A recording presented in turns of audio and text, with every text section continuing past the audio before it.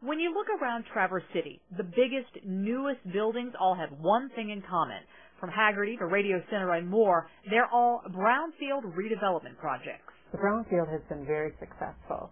When you look at the cranes that have been in the air this year, it's mostly brownfield projects. The authority was created 14 years ago to help redevelop blighted or contaminated property by giving developers a financial boost. It's not free money. It's actually that's a huge misconception about free money. Developers pay for the work and pay their property taxes. Then the county reimburses the developer for approved work out of that tax money over time. I think it's easy for people to go back and say that development would happen without the brownfield when it's already there.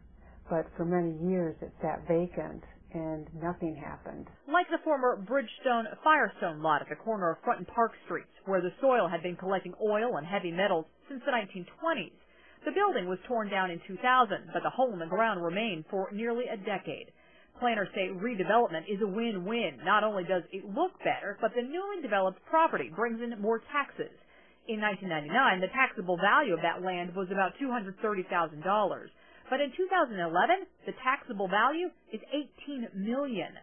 But what about the undeveloped projects, like the one at the other end of Front Street that's still a hole in the ground despite being on the brownfield list for years? Dorenzi says the county didn't lose any money because it didn't upfront any money.